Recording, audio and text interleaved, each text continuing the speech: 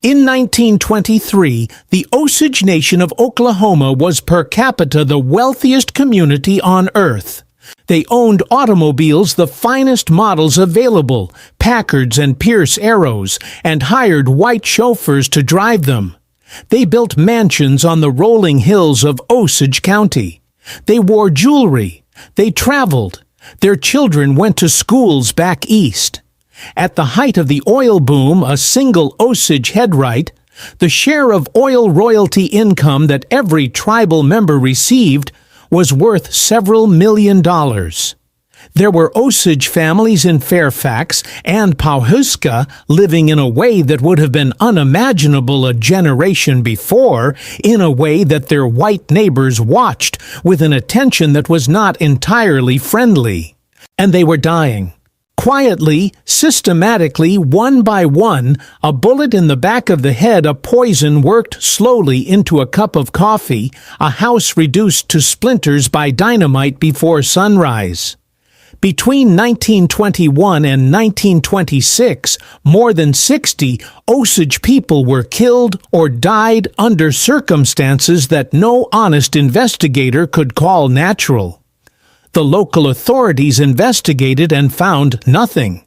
Private detectives were hired and were bought off or frightened off or simply disappeared into the same silence that had swallowed everything else. The Osage Tribal Council wrote to the federal government asking for help. The letters sat. This is not a story about a crime that was hidden. The murders were happening in plain sight in a county of 12,000 people, in a community where everyone knew everyone and everyone knew who held power. It is a story about a system, about the particular kind of evil that does not need to hide, because the law has already agreed to look the other way. About what happens when the machinery of government is turned against the people it was built to protect. And about one woman who sat in the middle of all of it, watching the people she loved disappear one by one, unable to do anything about it, because the law had already decided she was not capable of making her own decisions.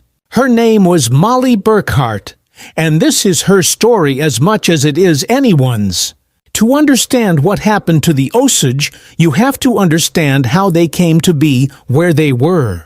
The Osage Nation had once occupied a vast territory across the central United States, present-day Kansas, Missouri, Arkansas, parts of Oklahoma.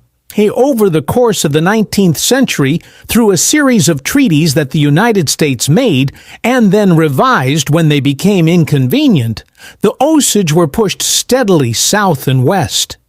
In 1870, the federal government moved them to a reservation in northeastern Oklahoma, a tract of rocky, hilly land that white settlers had passed over because it seemed poor for farming, poor for grazing, poor for most of the things that made land valuable to the people doing the moving.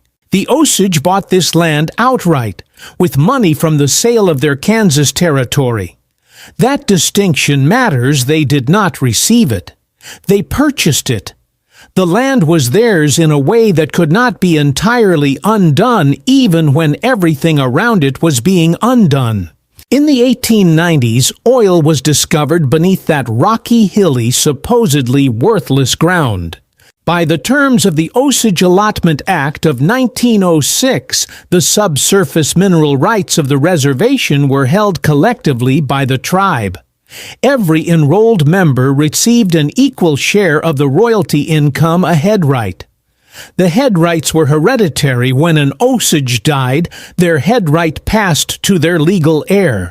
And under the law as written in 1906, that heir could be anyone, Osage or not. That last provision was the mechanism of everything that followed.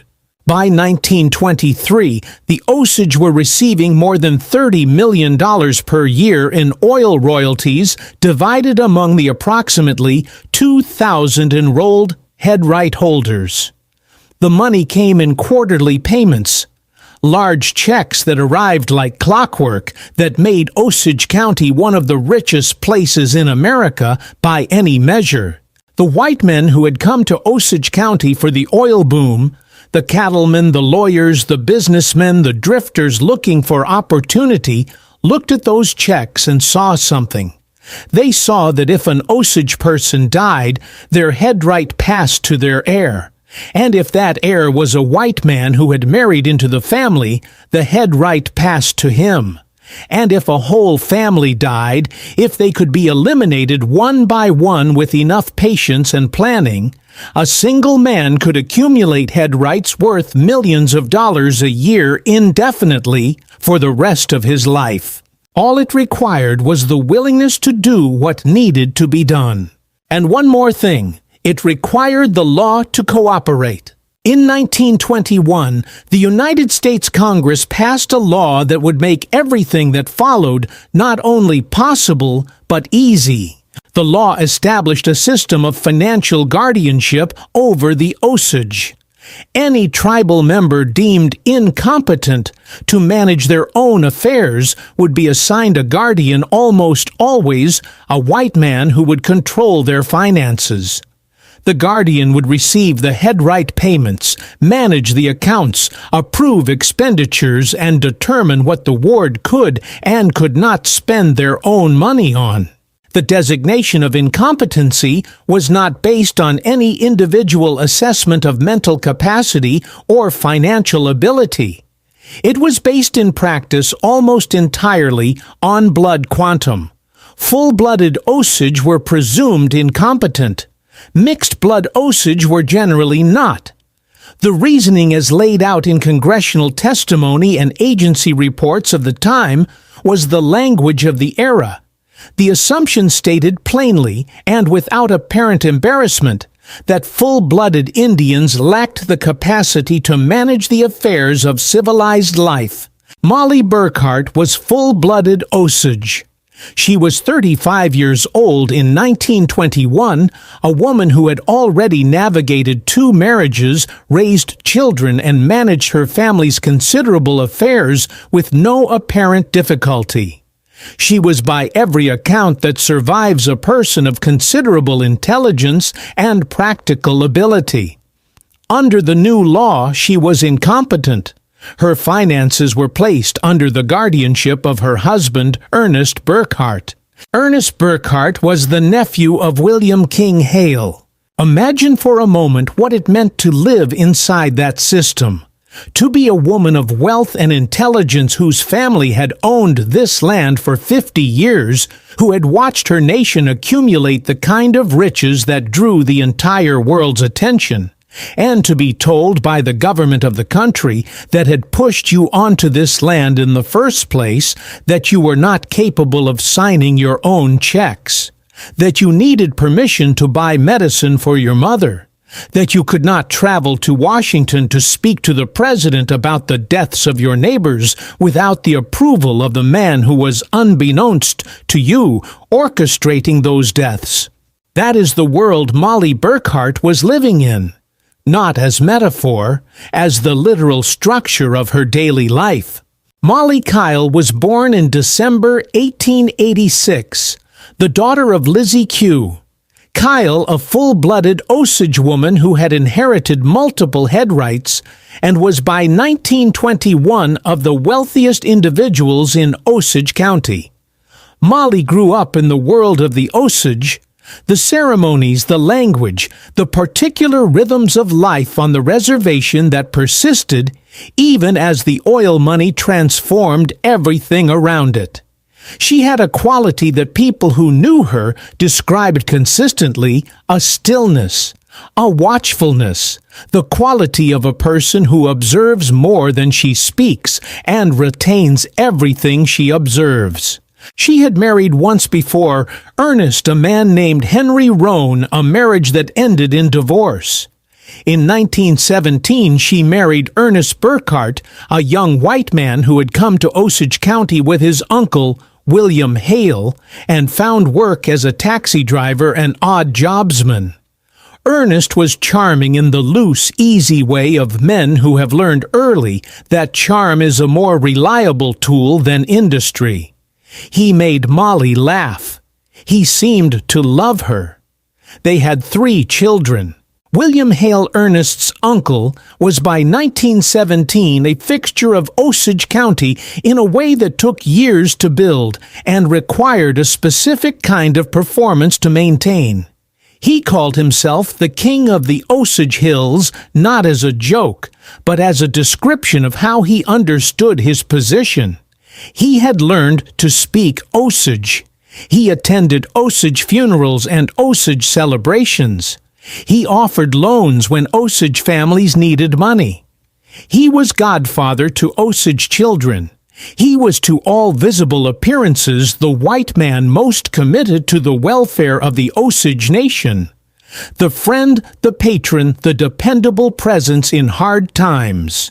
He was also, as investigators would later establish, the architect of a plan to murder Molly Burkhart's entire family. The plan was not complicated in its logic, though it required extraordinary patience and a particular coldness of mind to execute. Molly's family held multiple head rights. If they died, those head rights would pass to Molly. If Molly died, they would pass to Ernest. If Ernest died without children of sufficient Osage blood, they would eventually pass to Hale.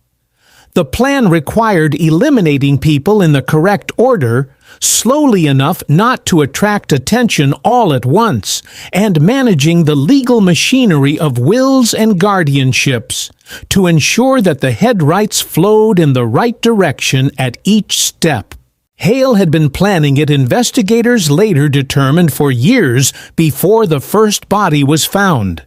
In May of 1921, a man riding through a ravine in the hills north of Fairfax found the body of Anna Brown. Anna was Molly's older sister. She was 35 years old.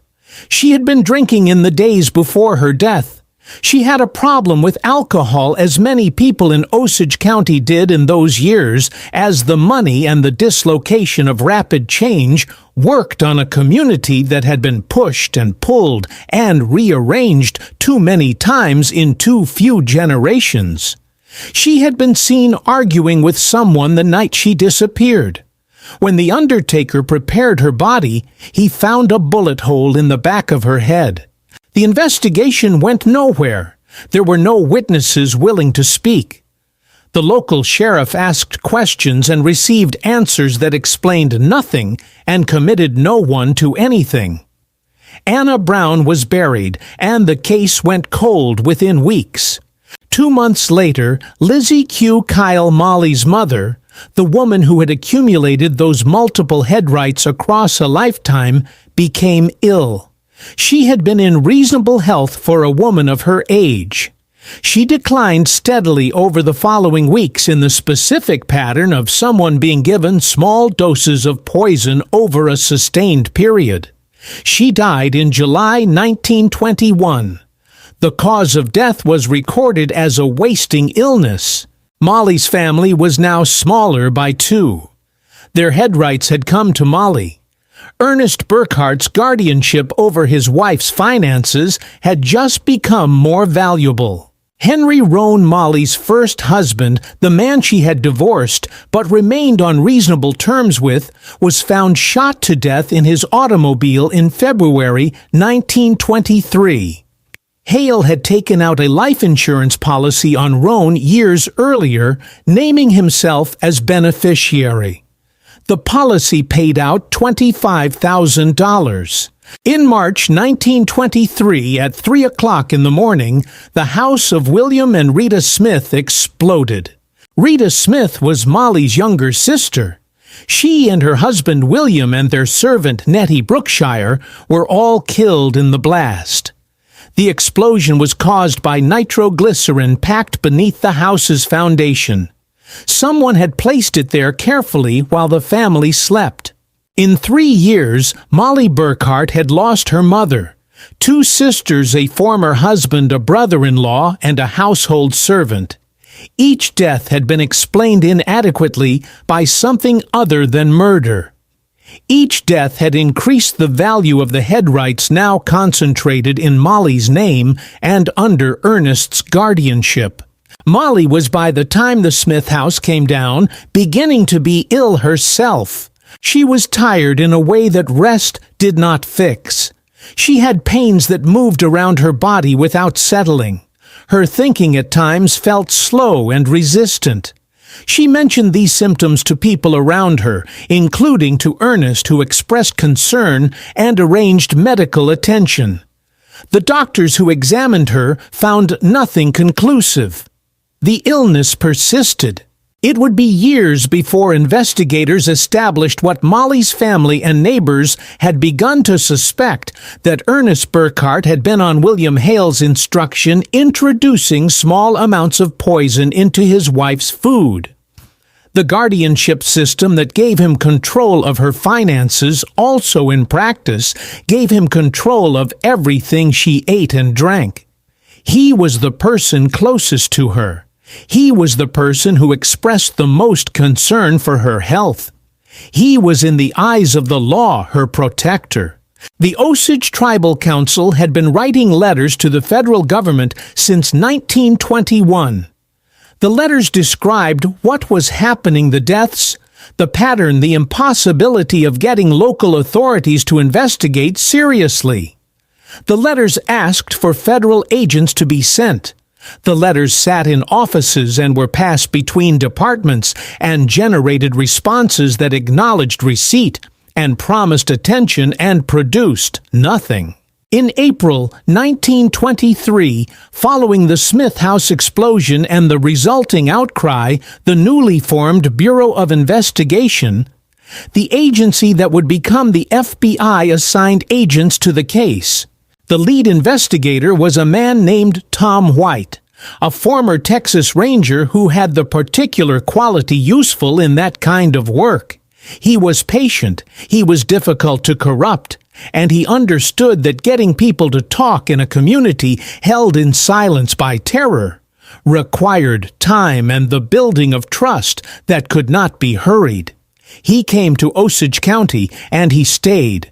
He recruited undercover agents who infiltrated the social world around William Hale, attending the same gatherings, drinking in the same establishments, slowly mapping the network of relationships and debts and loyalties that held Hale's operation together.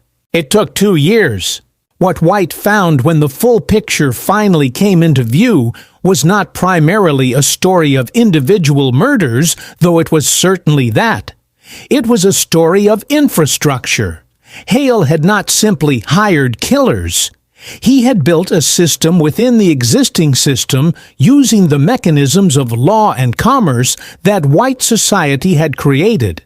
Guardianships, insurance policies, wills, legal marriages, property transfers. He had bribed local officials so thoroughly that the machinery of law enforcement in Osage County ran in his favor as a matter of routine. He had corrupted the lawyers who handled Osage estates, the doctors who signed death certificates, the judges who approved guardianship arrangements. He had made murder not an exception to the order of things, but an extension of it. When Ernest Burkhart finally broke, when he was confronted with enough evidence that maintaining his story became impossible, he told investigators what he knew about his uncle's operation. The confession was detailed, and it was damning, and it implicated not just the men who had pulled triggers and laid wires, but the broader network of cooperation and silence that had allowed it to continue for years. Hale was arrested in 1925. His trial, prolonged by legal maneuvers and the difficulty of finding jurors in Oklahoma who were not connected to his network, finally concluded in January 1929. He was convicted of ordering the murder of Henry Roan, just one of the 60-plus deaths attributed to his operation, and sentenced to life in prison. He was paroled in 1947. He was 66 years old and in good health. He lived another 21 years. He is buried in Wichita, Kansas. Ernest Burkhart received a life sentence and was paroled the same year as his uncle. He was later re-imprisoned after robbing another member of the Burkhart family, paroled again in 1957, and spent the rest of his life in Oklahoma. His and Molly's son James refused to see him. The wound did not heal. Of the 60 or more Osage killed during the Reign of Terror, only 4 convictions were ever obtained, covering a fraction of the deaths. The others, the dozens of men and women whose lives ended in ravines and explosions, and the slow accumulation of poison, were never the subject of any criminal proceeding. Their killers in most cases were never identified, by any official body, were never charged, were never asked to account for what they had done. Molly Burkhart recovered her health after investigators removed her from Ernest's household and custody and placed her under medical care in 1926. An agent's report noted with a clinical flatness that contains its own horror that after she was removed from Burkhart's control, she immediately regained her health. The poison administered by her husband over years had been making her sick. When it stopped, she got better. She divorced Ernest in 1926. She married a man named John Cobb in 1928. In 1931, she successfully sued to end her guardianship and regain control of her own finances, the money that had always been hers, the head rights that her mother had accumulated and passed to her, the oil wealth that the government of the United States had decided for 10 years she was not capable of managing herself. She had 6 years of financial independence before she died in June 1937 at the age of 50. The cause of her relatively early death has never been definitively established. The years of poisoning had done what sustained poisoning does. Her body had been through more than a body should be asked to bear. She is buried at the Gray Horse Indian Village Cemetery in Osage County, Oklahoma. Her granddaughter Margie Burkhart still lives in the county. I want to say something about the guardianship system because I think it is the part of this story that most resists the comfortable resolution of focusing on William Hale. Hale was a monster. That is true, and it is important, and it should be said plainly. But Hale did not create the guardianship system. Hale did not write the law that said full-blooded Osage were incompetent to manage their own affairs. Hale did not design the inheritance rules that allowed head rights to pass to non-Osage spouses. Hale did not appoint the corrupt judges and lawyers who ran the guardian system for their own benefit. The 1924 Indian Rights Association report found that Osage people were, in its words, being shamelessly and openly robbed in a scientific and ruthless manner by their court-appointed guardians. That was the ordinary operation of the system before Hale added murder to it. The system was built by the United States Congress in legislation passed with the specific purpose of managing the wealth of people the government had decided were not fully capable of being persons under the law. Hale understood the system better than almost anyone, and he used it with a precision that was almost admirable in its coldness. But he was using a machine that was already running. He didn't build the machine. He just knew what it could do, and he did it. That distinction matters for the question of what the Osage Reign of Terror actually was. If it was just William Hale, just one greedy, murderous man, and his hired killers, then it is a crime story with a beginning and a middle and an end with justice of a sort delivered and a lesson learned. If it is also the guardianship system, the inheritance laws, the judges and lawyers who operated the machinery of dispossession for decades, then it is something larger and harder to resolve. 26% of Osage head rights today are held by non-Osage people or institutions. Some of those head rights were acquired through the marriages and deaths and legal transfers of the 1920s. The descendants of the people who used those mechanisms are still receiving payments. The system that made those transfers possible was not repealed until 1978, 57 years after Anna Brown was found with a bullet in the back of her head.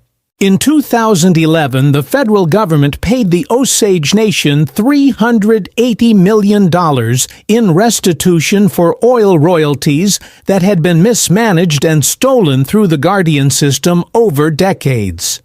It was not called a payment for the murders. The murders officially had been accounted for with 4 convictions and 3 life sentences, all paroled. The $380 million was for the money. The money and the murders are not separate things. They were the same plan executed through different instruments, some illegal, some not.